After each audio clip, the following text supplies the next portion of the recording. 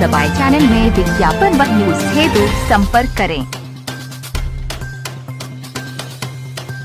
यदि यूपीएस बेहतर है तो माननीय सांसदों व विधायकों को भी मिले। सतीश कुमार पांडे, अध्यक्ष जवाहर भवन इंदिरा भवन कर्मचारी महासंघ ने कहा, यूपीएस के लिए नहीं थी हमारी लड़ाई थी, पुरानी पेंशन जो हमारी यूपीएस थी, हमारी लड़ाई वही थी। सरकार ने यूपीएस जारी किया है, इसका स्वागत हम करते हैं, लेकिन हम जब करीब मैं समझता हूँ काफ़ी कुछ लोगों ने काम किया है इस पर और कुछ चीज़ें हैं जो अभी काम होना बाकी है। तो सीधे मैं सरकार से यही मांग करता हूँ कि यूपीएस के जगह पर ओपीएस ही, जिसमें हमारा जो 10% कटौती जो कर्मचारियों से की जा रही है, इस कटौती को बंद कर दिया जाए और जो हमारी पूर्ण पेंशन की अवधि 20 वर्ष होती है आज की तारीख में, उसे 25 वर्ष किया गया है।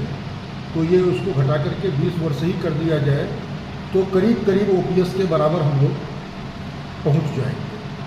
तो सरकार को इसमें करने में बहुत ज़्यादा दिक्कत नहीं आनी चाहिए और सरकार को कर भी देना चाहिए, क्योंकि कर्मचारी संगठन लगातार एक लंबे समय से ये मांग करते चले आ रहे हैं कि हमें एनपीएस के स्थान पर ओपीएस ही चाहिए।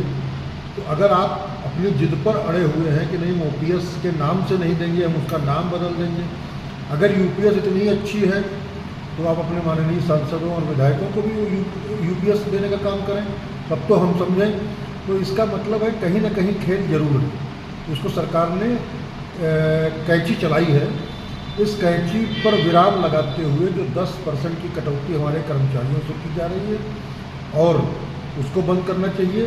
दूसरा, जो ये 25 वर्ष की जो एक बाउंडेशन लगा दी है, इसको घटा करके 20 वर्ष करनी चाहिए, तब हम समझेंगे कुछ कर्मचारियों को लाभ मिल पाएगा।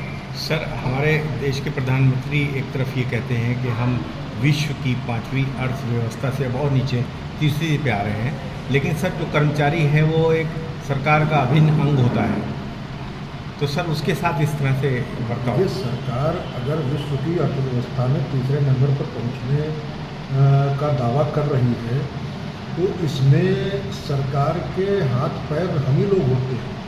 सरकार की कार्य योजनाओं को धरातल पर क्रियान्वित करने वाले हम ही लोग हैं, जो हमारे कर्मचारी, चाहे वो केंद्रीय कर्मचारी हों चाहे राज्य कर्मचारी हो, सरकार की प्रत्येक योजनाओं को धरातल स्तर पर क्रियान्वित करने का काम हमारे यही कर्मचारी करते हैं।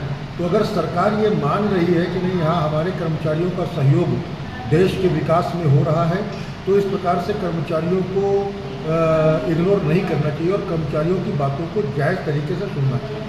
सर, जैसा कि देखने में एक और आ रहा है जानकारी के मुताबिक कि जो यूपीएस और एनपीएस है, इसमें आप अगर अपना ही पैसा अगर विड्रॉल करना चाहते हैं तो तमाम उसमें लकोनाज हैं, बहुत डिफ़िकल्टीज़ हैं, उसके बारे में सर कुछ हमारे दर्शकों को जानकारी दें। नहीं, ये तो बिल्कुल सच है कि जो ओपीएस से आच्छादित लोग हैं उनका एक जीपीएफ का अकाउंट खुला हुआ है प्रॉपर तरीके से, उसमें चाहे वो जब निकालें चाहे जब जैसे भी करना चाहें वो कर सकते हैं। और एनपीएस और यूपीएस में तमाम सारी विसंगतियाँ पैदा हैं, जिनको अपना पैसा निकालने में तमाम सारी कठिनाइयों का सामना करना पड़ता है और कुछ लिमिटेशंस भी। अब इसका ड्राफ्ट पूरा आवे तो पढ़ा जाए, यूपीएस का पूरा ड्राफ्ट नहीं पढ़ पाया हमने।